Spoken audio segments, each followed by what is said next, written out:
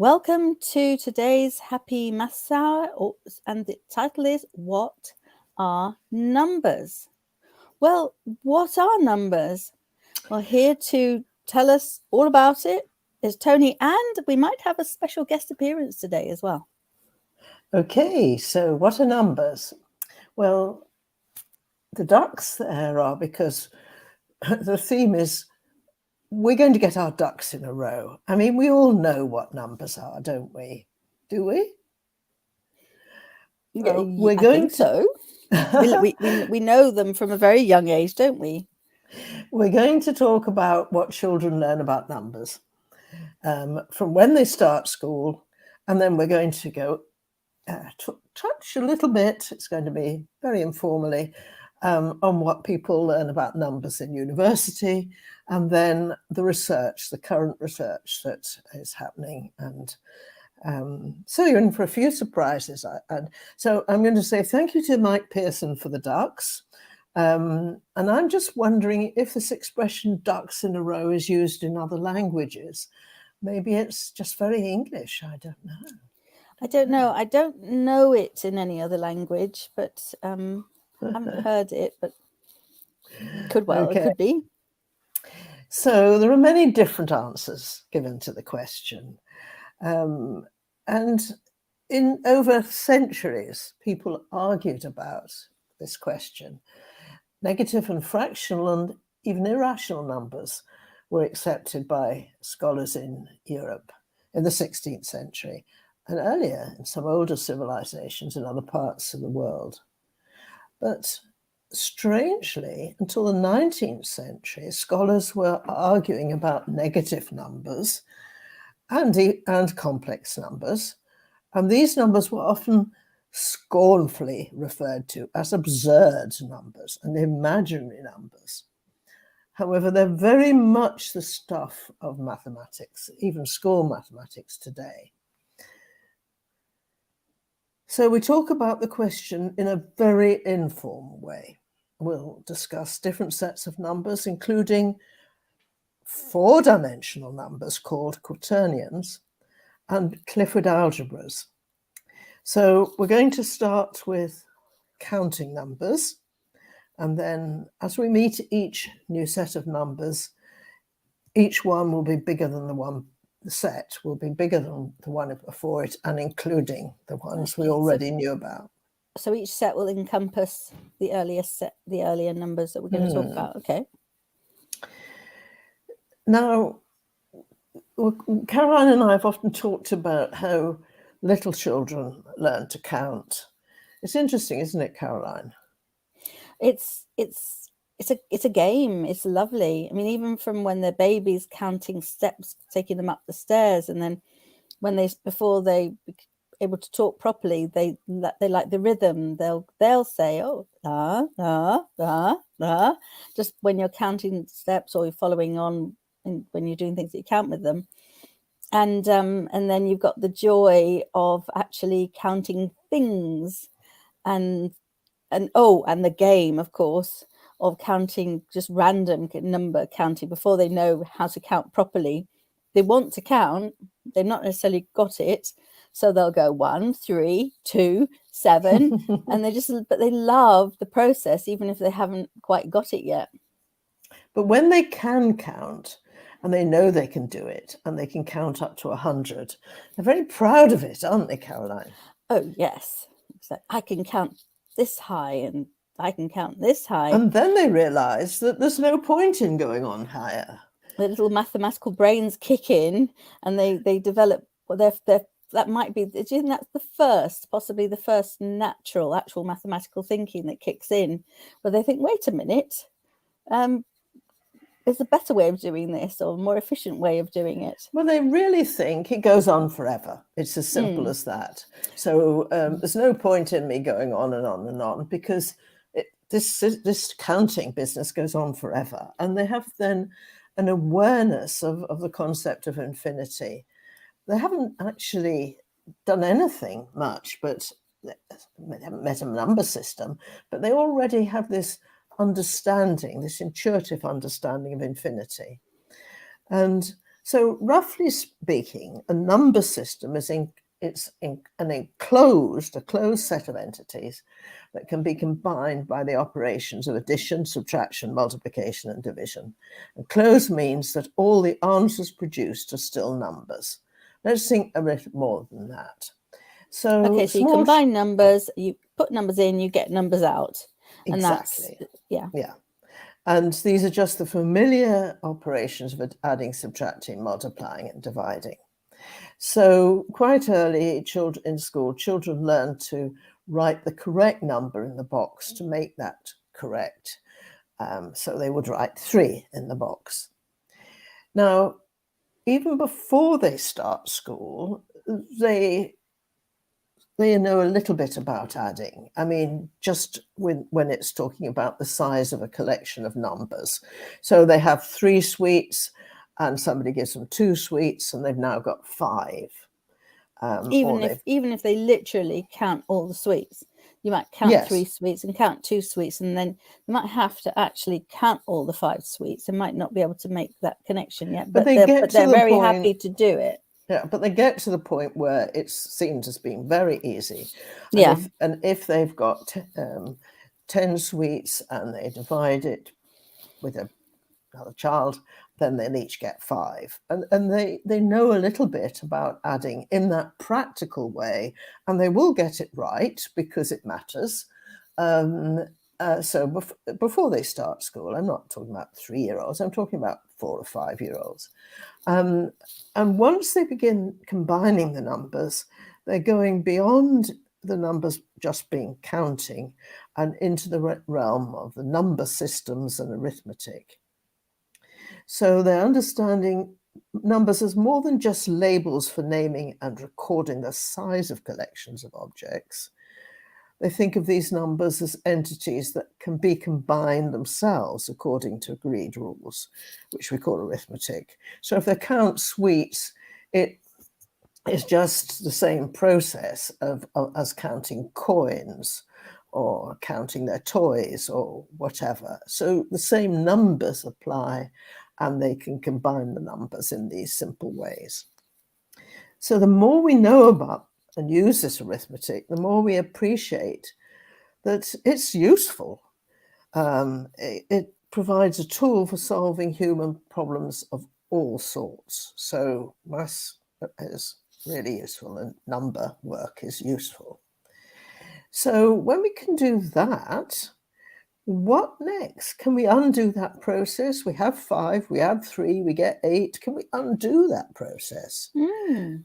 Subtraction. It's a natural idea based on concrete experience, not of increasing the size of a collection of objects by combining 2 collections, but reducing the size by removing some of the objects. So if I've got 8 eggs and you eat 3, you don't have 8 eggs anymore. You've got 3 and less. if I have 8, let's say I've got 8 pounds, okay, and I give you 3 pounds, then I've only got 5 pounds left. We use numbers to describe the size of collections of objects. And we need a number for the set that's nothing in it. Because, well, if I have 8 pounds and I give you 8 pounds, then I've got nothing left. And we need to expand our concept of number to include the number 0. So that's what you will put in the box. 5 minus 5 equals what? That's 0. a number. Yeah. And while the use of numbers, including place value, dates back at least 5,000 years, scholars in Europe were still debating whether 0 could be a number even 500 years ago. So in other parts of the world, in India, for example, 0 was known as a number and it was used as a number, whereas here, well, relatively recently, it wasn't. People didn't really understand 0 as a number. Now, once you've got that far, and then particularly up here in the winter, and with modern refrigerators and freezers, even small children are quite used to sub-zero temperatures. So if we ask, what number do we add to 13 to make 9? What would you put in that box, Caroline? Well, yeah, you'd have to have -4. But so now we've got, but we don't have a negative numbers yet. We haven't worked that out. So no, but it's fine. What we're saying really is that as we proceed through school, our children learn about more numbers that they didn't know existed before. Right. So they're going to learn about -4 as a temperature in the freezer, and they make a snowman. Snowman was made by the children who live next door to me, okay, with their father, and they know that that food it would go rotten if you didn't keep it in the fridge or the freezer. So this has a real meaning. These negative numbers have a real meaning. We can't say there's no such answer to a subtraction like 9 minus 13 once we know about negative numbers. And they've got many uses, as we've been saying. So one of the things we do is we put them on a number line. So there's a number line marked, and there's, with the arrows at both ends, mean it goes forever and ever in both directions. But I've only labeled it from -10 to +14. But I've indicated there the 13 and the 9, and you can see that you go in the negative direction from right to left, 4 steps to go from 13 to 9. So this is what we call a negative number, is what we call a directed number or a vector. And that's, again, got the idea of a directed number or a vector has a lot of uses. For example, in physics and in engineering, a force is a vector, because a force is not only got a magnitude, but it is applied in a certain direction. And of course, it's not just backwards and forwards along a line, it's in any direction.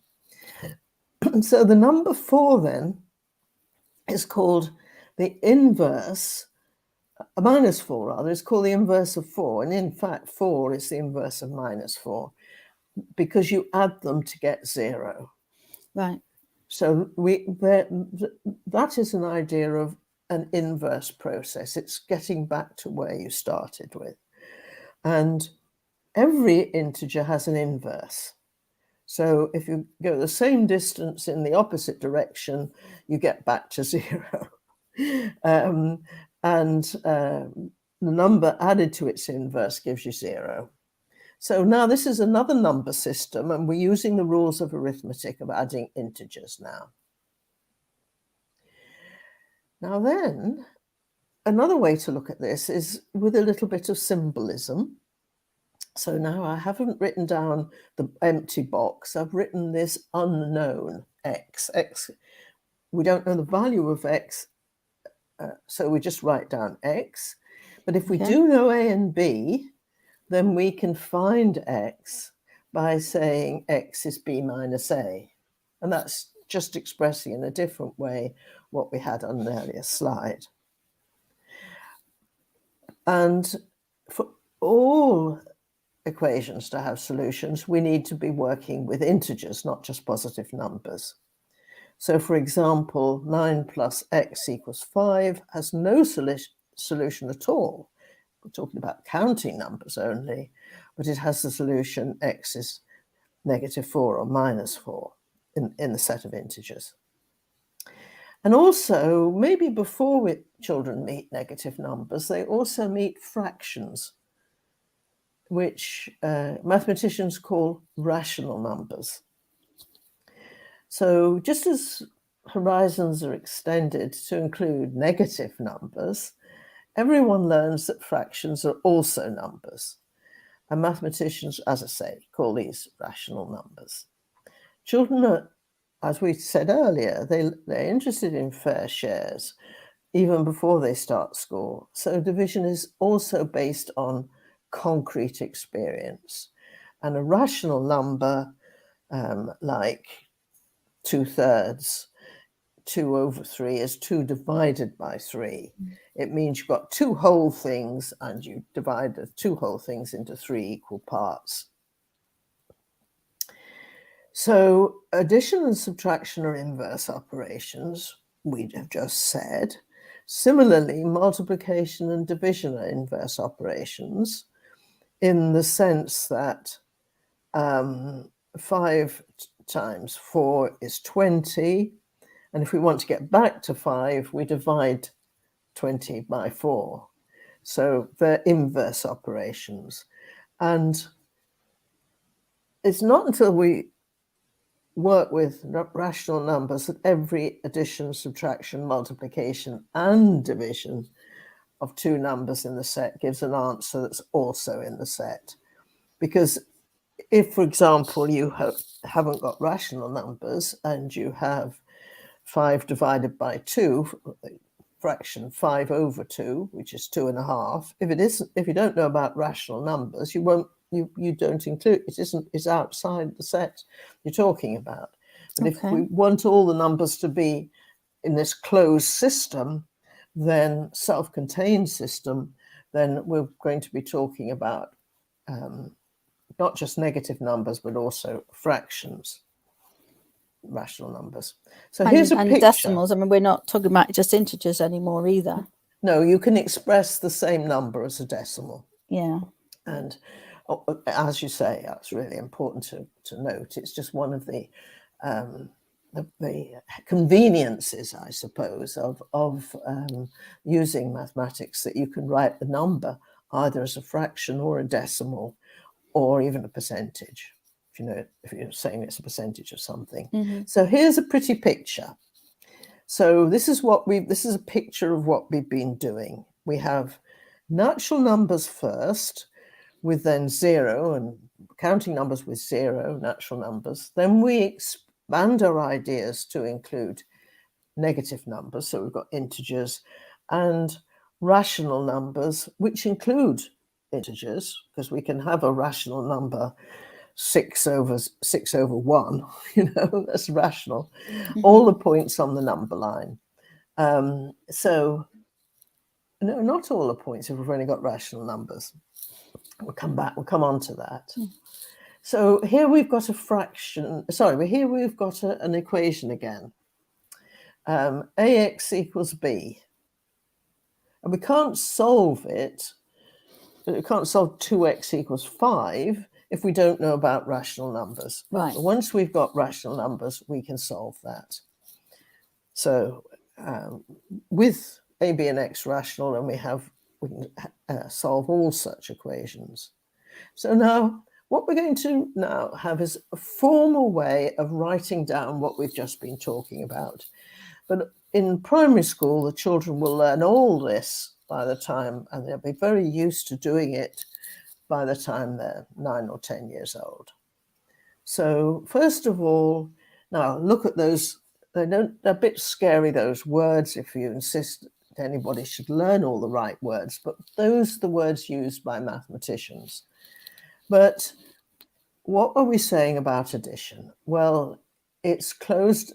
The set of rational numbers is closed. We've talked about rational numbers. And now what does associative mean? It means if you've got 3 numbers, you can add them in any order. But this isn't true for subtraction. What do you think about the thought bubble there, Caroline? Yeah, the thought bubble it's not. You can't reverse them in the same way at all, because when you're taking them 7 away, minus when you're just 5, adding them, you can add any order, but when you're subtracting, the order matters.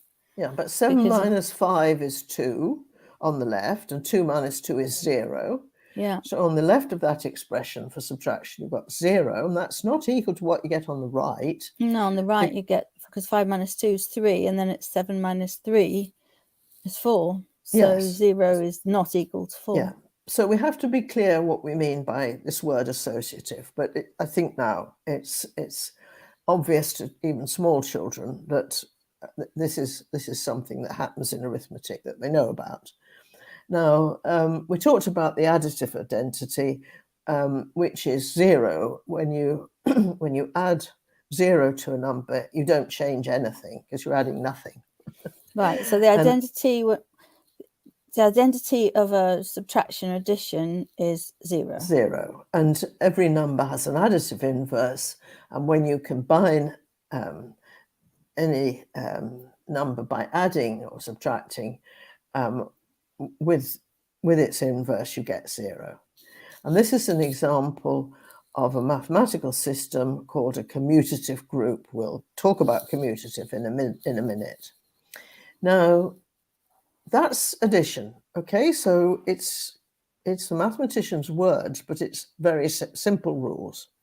Multiplication is just as simple.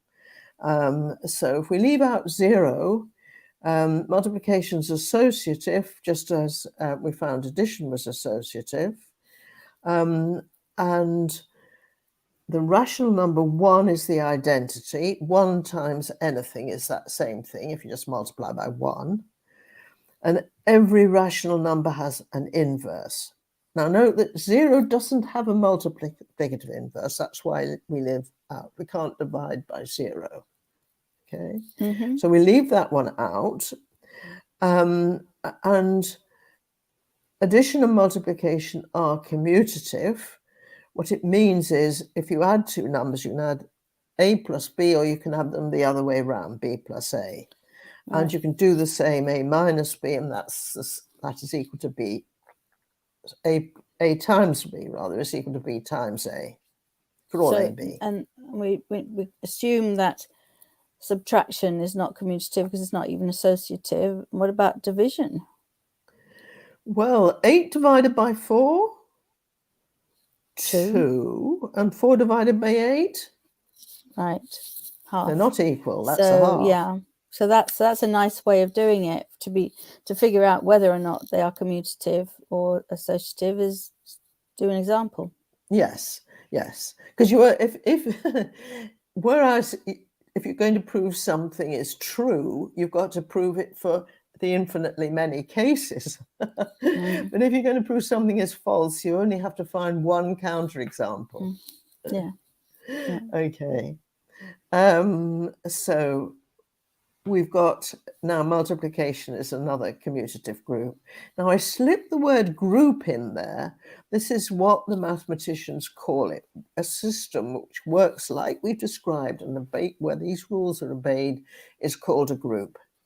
And we've got an additive group and a multiplicative group when we're working in the set of rational numbers. Okay. Now, if we combine in our calculation some adding and some multiplying, then we've got this distributive law. So if we multiply 3 times 4 plus 5, that's 3 9s are 27.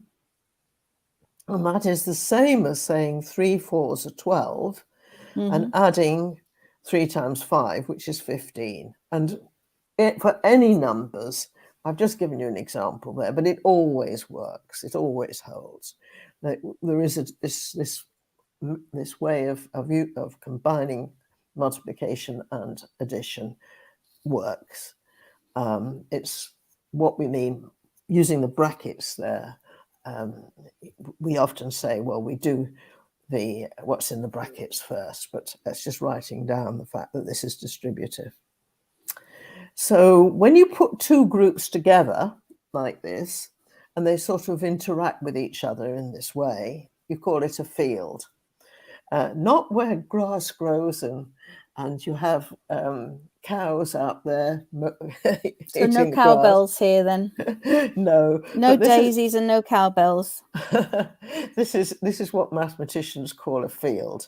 Why they decided to give it that name, don't ask me. Don't ask me. I wonder if it's because there's an electronic magnetic field.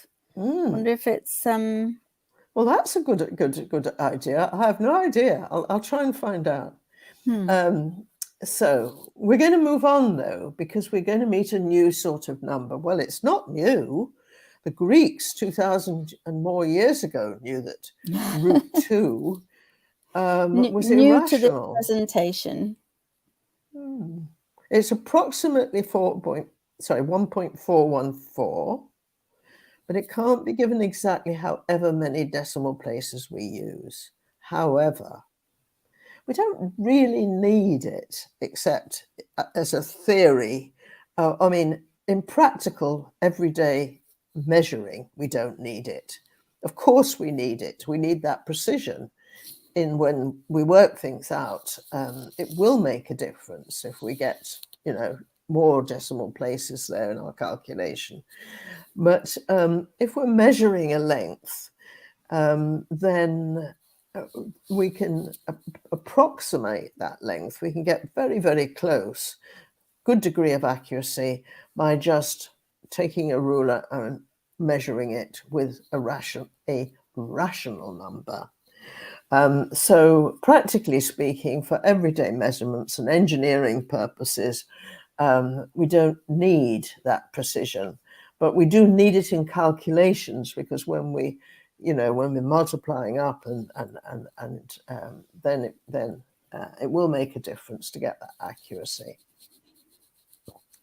So now we've got what mathematicians call real numbers. So in the dark green band there, we have got the numbers that are not rational, the ones we've just been talking about, the irrational numbers. But then when we're talking about real numbers, it includes everything that we've been talking about earlier. And none of this is new to the primary school child. Right. Now, what they often use in primary school is this number line, which we talked about before. Well, you're teaching at the moment. Have you got a number line on your wall, Caroline? Not in the classroom. Yes, yeah. So mine's going vertically at the moment because we're using the temperature as the analogy. So we're using the thermometer right. version. So each real number corresponds to exactly one point on the line, and all the points on that line are represented by real numbers. So we call this line the real line. I mean, in primary school, they call it the number line, but mathematicians call it the real line. I didn't know that. If I had heard it, I didn't remember it. The real numbers are equivalent to one-dimensional vectors. So we mentioned vectors earlier, but we mentioned them in relation to integers. But actually, real numbers are one-dimensional vectors. And together with and they don't have to be integers. No, they can be anything. But so every single point on that line, every point, not just the ones I've marked, but every point corresponds to a real number. And any real number, however large or small, any real number has its own point, its own position on the real line. So these real numbers actually work in much the same way as we were talking about the rationals in terms of combining them with the arithmetic. So in the field of real numbers, we can solve equations like x squared equals a, right? But only when a is positive.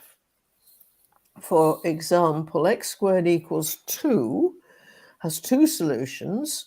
X is negative root 2 and x is positive root 2. And we've talked about root 2.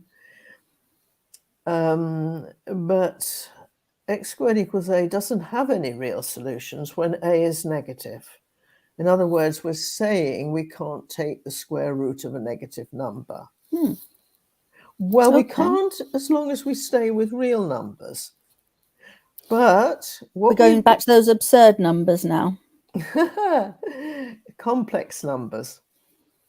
Oh, well, yes, they would call all sorts of names. But they have been recognized as appropriate numbers, useful numbers, and they're two-dimensional. So it's not just a number line and points on a line. complex numbers correspond to points in two-dimensional space. So on a plane, not just on a line, it's also on a, this now we're talking about on a plane. Yeah. Yes, and equations like x squared equals a, and you know, equations that involve x squared and some x terms and some numbers, these are called quadratic equations.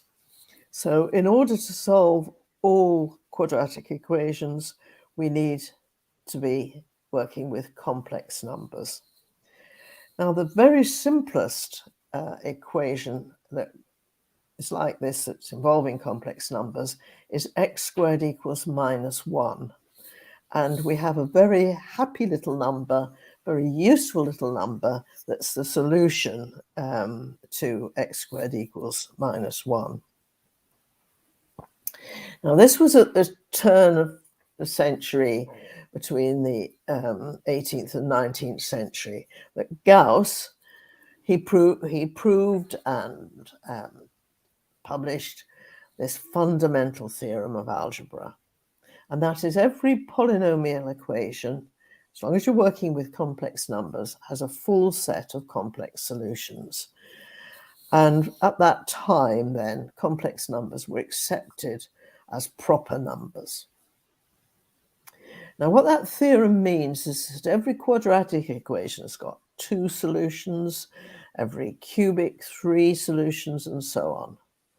So that's Gauss's fundamental theorem of algebra. So what else can we do with complex numbers? Now, as we just said, they correspond, they're two-dimensional, and whereas real numbers correspond to points on a line, complex numbers correspond to points in the plane. Okay. Okay, so they're vectors as well, presumably. Yes, and they're vectors which, like forces, can go in any direction. Now, we can, because every point in the plane represents a complex number, one of the ways of talking about it and, you know, saying what it is just to give the coordinates of that point, the x and y coordinates. Okay. But to do the algebra with it, with complex numbers, we write it in the form x plus yi.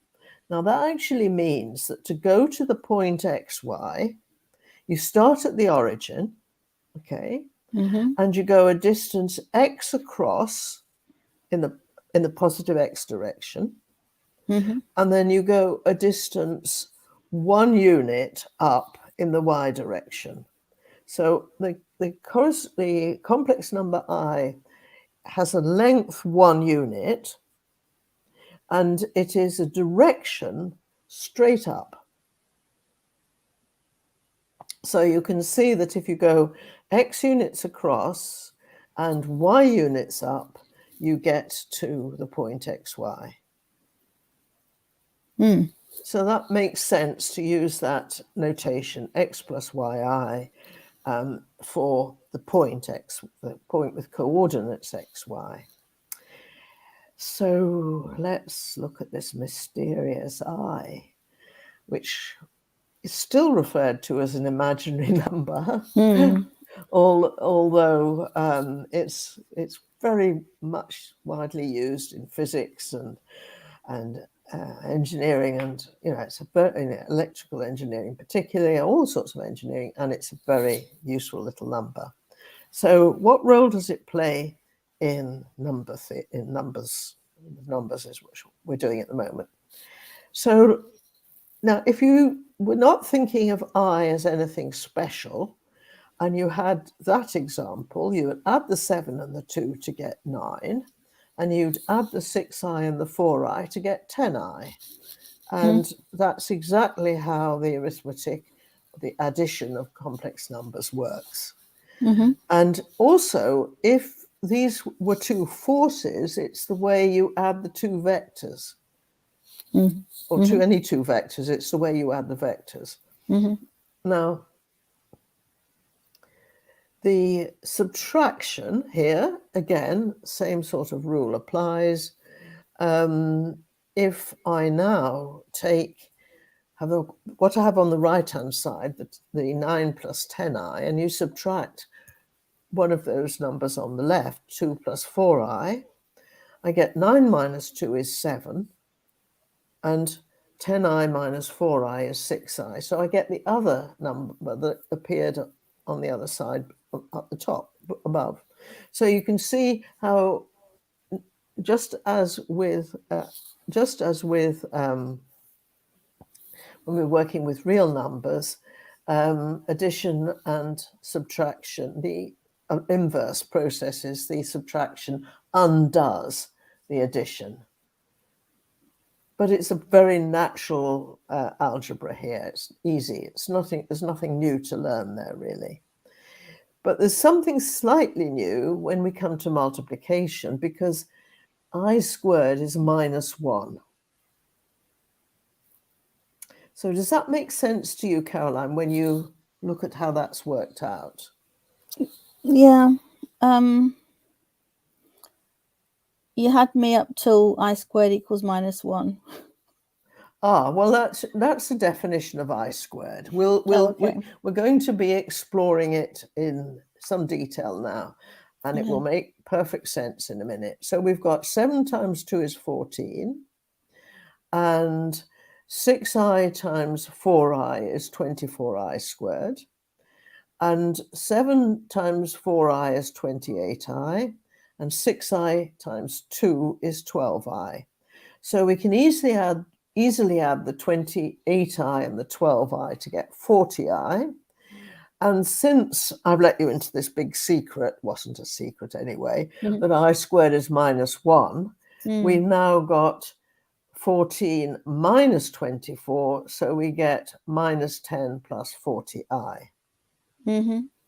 Now, just as addition and subtraction are inverse operations, multiplication and division are inverse operations. So if I take that number on the right, the minus 10 plus 40i, and divide it by the number, one of the numbers on the left, I will get the other number on the left. And so there it is written down. The minus 10 plus 40i divided by 2 plus 4i will give me my 7 plus 6i. That is the process of division, the operation of division being the inverse of multiplication. So there you have a simple algebraic system, and with I squared equals minus 1, the complex numbers can be added, subtracted, multiplied, and divided with the same rules as elementary arithmetic, so that the complex numbers form a field. That's it. Again, I think I said it last week as well, that it's just amazing what people have actually discovered over the years. This is all research and thinking, and it's over the different centuries as well. It's fascinating. And what is so important to recognize is that modern physics and engineering would be impossible if you didn't have these complex numbers. So they're not just some pure mathematics that mathematicians, amuse themselves with. They're really practical, a practical number system. So we now have 3 fields of numbers: the complex numbers, the real numbers, and the rationals. So we've talked about them, and we've realized that we knew about all these things, but we didn't know these in school anyway. The children don't know these mathematical names. Yeah. Now, here there's something else that's absolutely beautiful about this little number I. So I've drawn you a little sketch there with the point 50 and 05 on it. And now you've got to think about the vector from the origin to the point 50 and rotating that vector by 90 degrees. So a rotation by 90 degrees, or a quarter turn, maps the point 50 to the point 05. Okay? Right. Yeah. Right, now then let's look at why I said that I was going to do something rather clever here. So the point 5 plus 0 times I is that point which has coordinates 5, 0. And if I multiply that by I, then you just see just apply the algebra we've been looking at. We've got 5I, but I times naught, that just all is naught. So there's no real part to that.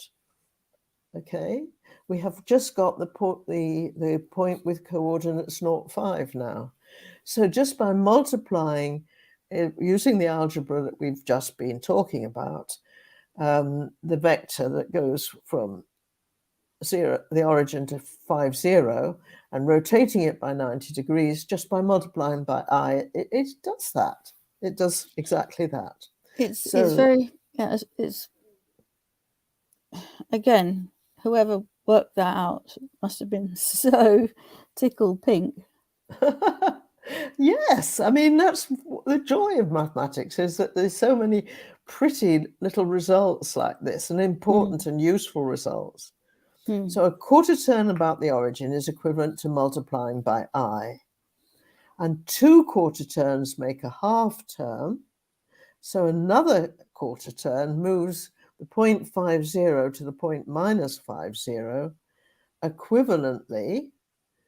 Okay, this time we're multiplying by I squared, and we're changing the sign. So we're going from plus 5 to minus 5. Okay. And this is again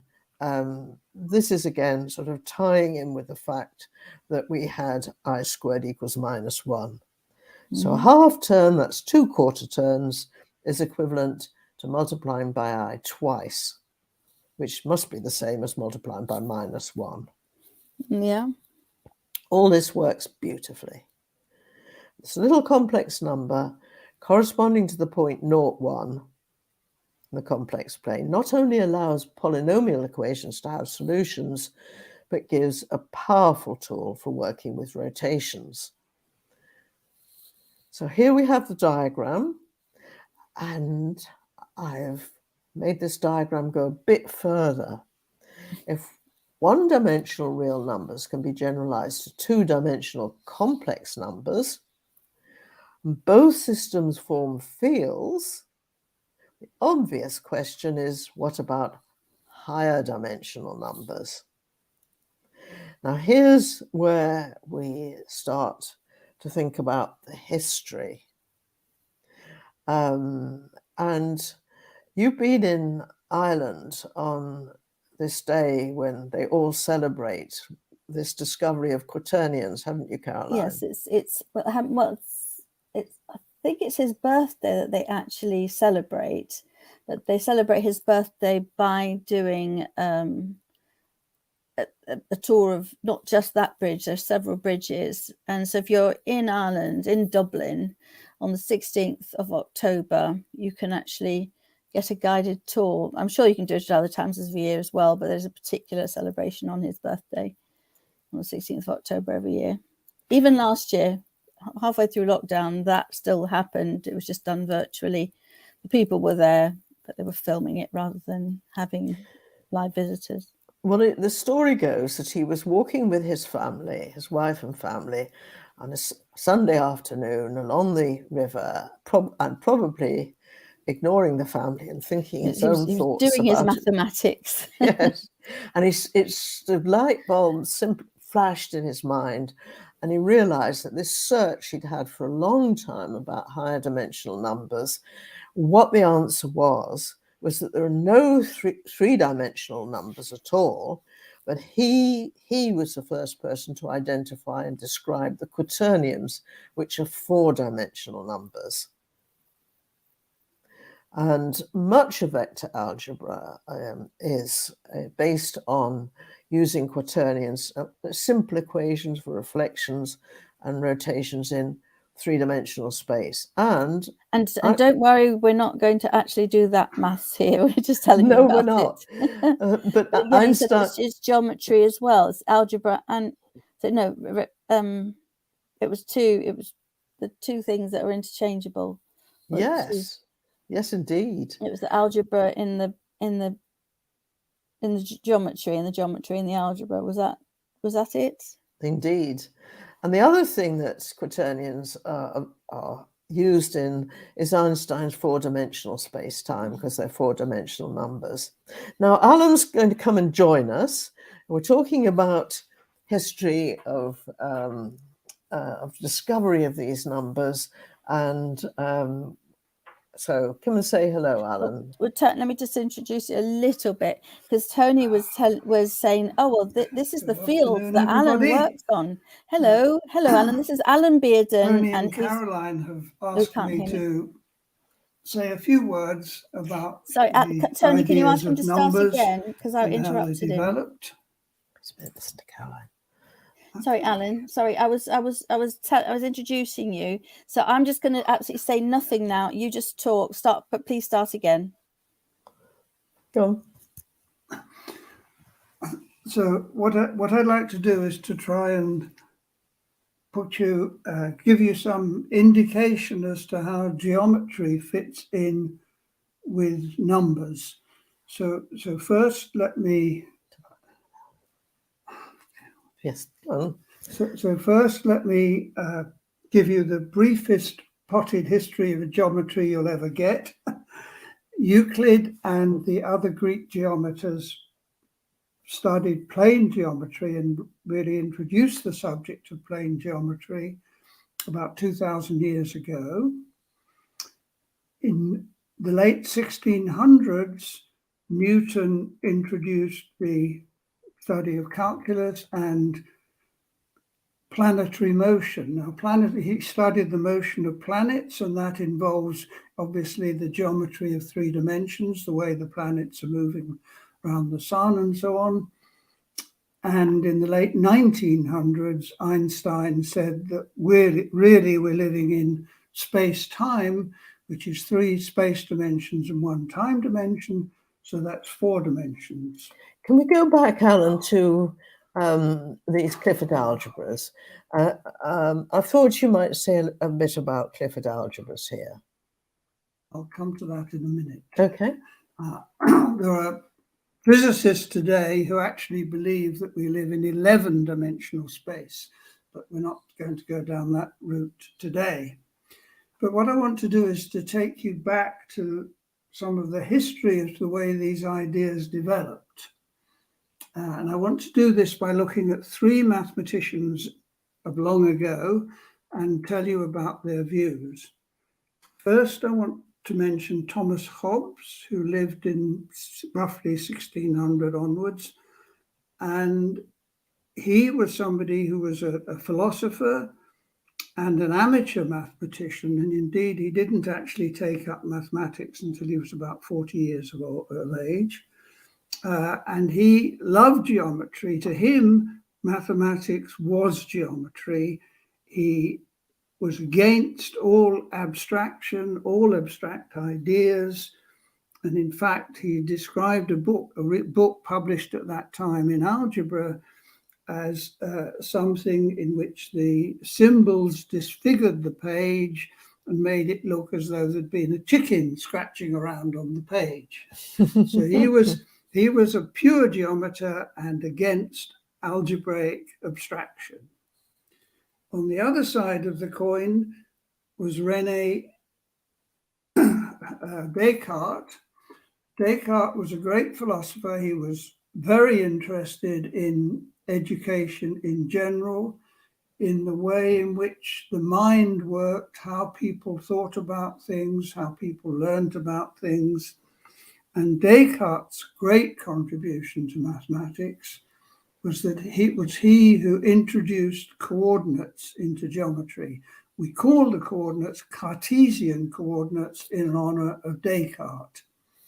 And Descartes' idea was that if we can describe the geometry of the plane in algebraic terms, we can then use the algebra, as you've seen earlier today, as a tool to prove theorems in geometry.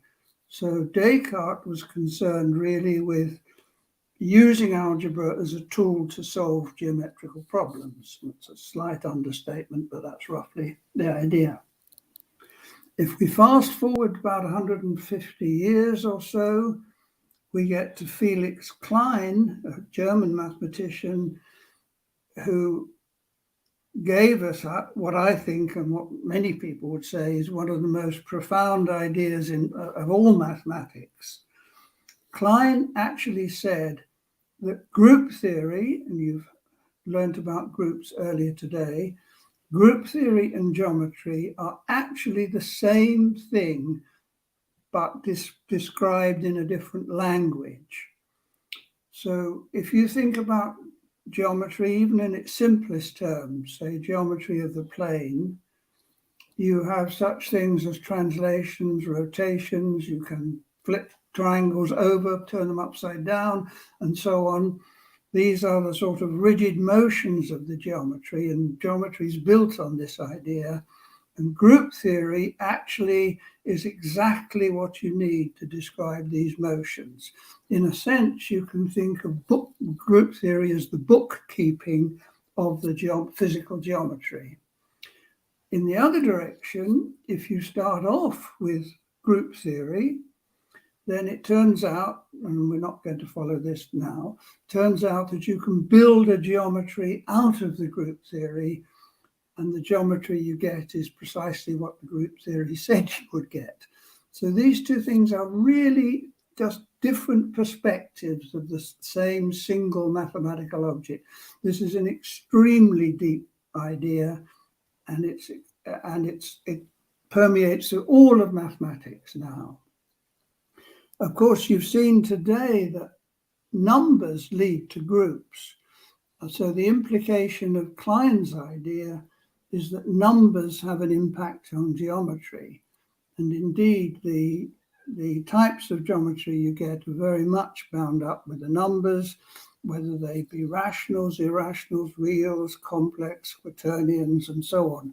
All of these different number systems provide you with some group theory, which, according to Klein, will provide you with a certain type of geometry. There's a quotation from Klein that I'd like to mention, that he said that regarding the fundamental investigations of mathematics, there is no final ending and no first beginning. And what he means by this is that you have never solved a problem. In fact, Descartes said that if you solve a problem, you merely open, these are not exactly Descartes' words, but it's effectively the same. If you solve a problem, that means you merely open the door to another problem. And what Klein is saying when he says there is no first beginning is that wherever you are in mathematics, you can always look more deeply at where you came from, what the rules of the game are, and you can keep on going back and you can keep on going forward. So let me just conclude this very brief description with a sense of what mathematics really is about. Mathematics is about taking ideas and examining them carefully, challenging them, trying them out on examples, discussing them over centuries, in fact, over thousands of years in the case of geometry, until we really understand in a very deep level what is happening and why it is happening. And when, as a community, we've reached that stage, we have to develop a language which properly expresses those ideas and can show us the beauty and the power of the ideas. So mathematics is, among other things, a very precise language for giving clear descriptions of deep ideas. So the ideas of groups, of rational numbers and quaternions and so on that you've heard are not something that we've pulled out of a hat. They're something that have resulted as a process of evolution over thousands of years to turn out to be the right language for the deep ideas. I hope that helps. Thank you. So Thank can you. we just talk about Clifford algebras, Alan? Because we skipped that because you joined us, and we were just about to talk about Clifford algebras because we've been expanding our ideas of numbers. We got to Quaternions, well, sort of, a little bit about Quaternions, but then so we didn't just stop there. Mankind didn't just stop there. So Clifford algebras were named after William Clifford, and they generalized complex numbers and quaternions. And what he discovered was that you can have many systems of numbers, but dimensions are only 2, 4, 8, 16, dimensions that are powers of 2, no other dimensions. For example, there's no number system of 3 dimensions. Now, addition works in all dimensions, but multiplication does not always. And so some of the properties of a field are lost. For example, quaternions are not commutative under multiplication. But Clifford algebras are important, aren't they, Alan? Can you just say a little bit about Clifford algebras? Do you want to? They're important in a variety of applications.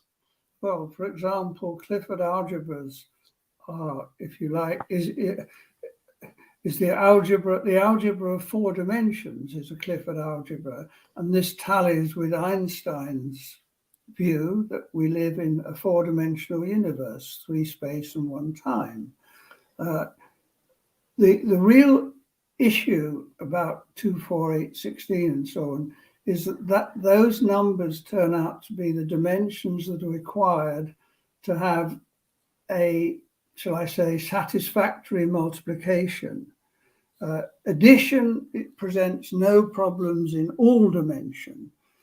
If you think of a motion, a translation, it's obvious that you can translate 1 dimension, 2 dimensions, 3 dimensions. And if you think about it, I mean, it's not difficult to see that you can make translations in all dimensions. And translations are really the shifting, the addition of something. So the translations correspond geometric, the geometric notion of translation corresponds to the algebraic notion of addition. And that works perfectly fine in all dimensions. It's when you come to multiply things that things get more difficult. The rules for multiplication present much more problems, many more problems than the rules for addition.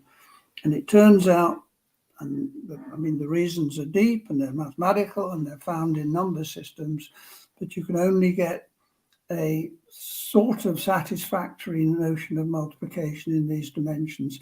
But even so, the multiplication in dimension 2 is very, very special. It commutes.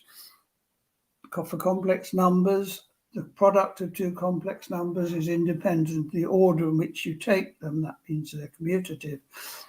But in 4, 8, 16 and so on dimensions, they're not commutative. So you lose some of the power when you get to 4 dimensions.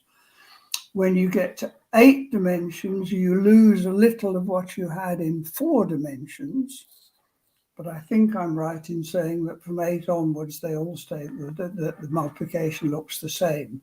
So 2 is very, very special, dimension 2. Dimension 4 is special, and dimensions 8 and 16 and so on are not so special and weaker, that you can do less at those levels. But the real fact is that you can only get an even halfway satisfactory definition of multiplication when the dimension is a power of 2. And that actually ultimately comes out of the arithmetic. Yes, it's we've been talking about the big picture now, haven't we? And it's ranged, without getting too technical, from kindergarten mathematics to the fringe of research into analysis and applications of numbers. Now, there is a wealth of literature to take the reader further at every level. And we've got some links which will give you a simple way to, here are the links, to start, if you want to explore a bit further.